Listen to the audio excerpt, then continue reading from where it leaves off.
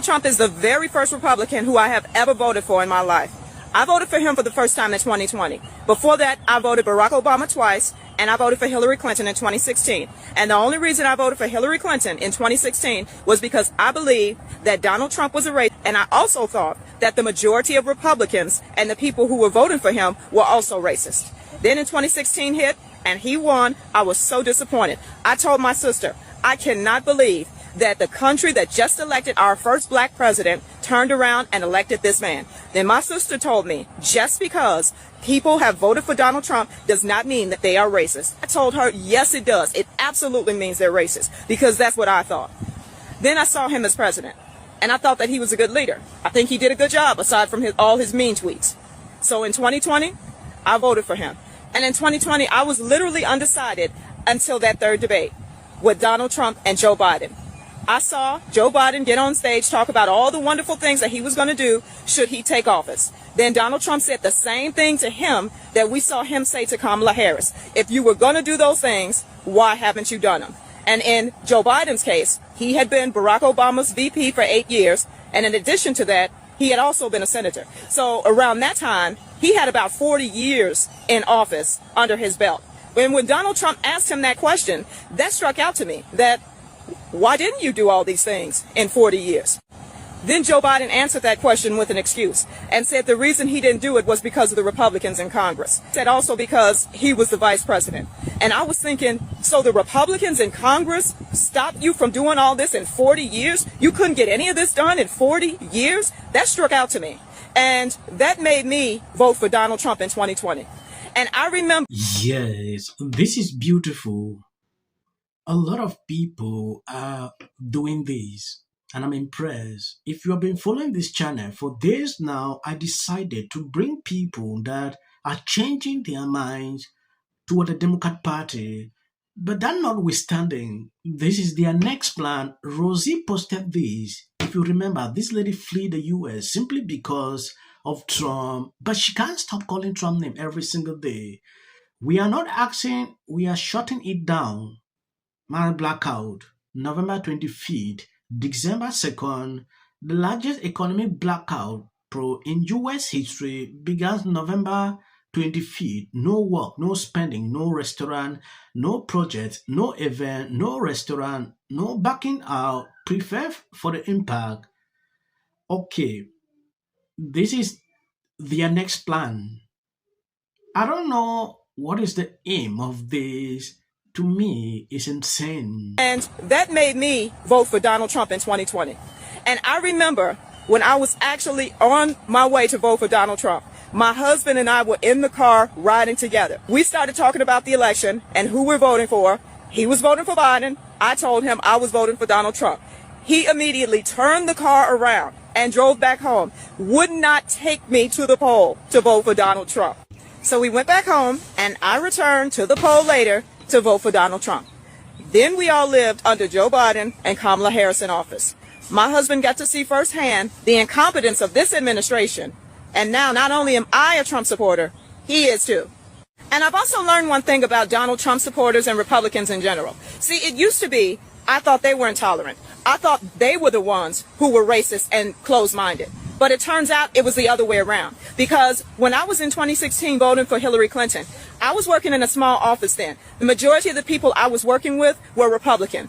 They had no problem with me saying that I was supporting Hillary Clinton. They had absolutely no problem with it. Not one of those people tried to change my mind. Not one of those people treated me any differently because I thought differently than them. But the minute you turn away from that and say, you know what, I don't agree with that anymore. I don't agree with what the Democratic Party is doing anymore. I don't stand for that anymore. The minute you do that, the Democrats have a problem with it. But they're the ones preaching tolerance. They're the ones preaching acceptance. They're the ones talking about the hate. A lot of us do not believe that politicians should choose their voters. They believe that voters should choose. Yes, this is extremely beautiful.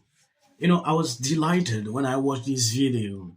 Now, going into this video of Barack Obama, Obama had I don't know if it's an interview on a live stream with Gavin Newsom. They talked a lot. And everything surrounding that discussion was about Trump, to bash Trump. You know, That was all I saw. As Gavin mentioned, a lot of us do not believe that politicians should choose their voters. They believe that voters should choose who's going to represent them. That's the meaning of democracy. That's the foundation of our self-governance. The problem that we are seeing right now is that our current president and his administration is explicitly saying that we want to change the rules of the game midstream in order to insulate ourselves from the people's judgment. They want to change around the maps, not the way it's always been done every 10 years after a census. They want to do it before any election in which they're worried they might lose. They want to tinker around with it to see if they can give themselves an advantage. And it's brazen. They're not pretending that there's some other rationale to it. They're simply doing it because they think they can. And in those circumstances, I could not be more appreciative of the work that Governor Newsom and the people of California are doing in saying, stop. This is not how American democracy is supposed to operate. And that's what Prop 50 is about. And it has critical implications, not just for California, but for the entire country. Yes, when you take a look at this, Barack Obama endorsement of California Proposition 50, which allowed the Democratic control legislature to withdraw congressional district for 2026, contradict his claim that voters should pick their representative, not the other way around. While criticizing Republican gerrymandering, he supported a measure that let politicians choose voters, undermining the voters approved Independent Redistricting Commission Bill 1's champion Prop 50 project.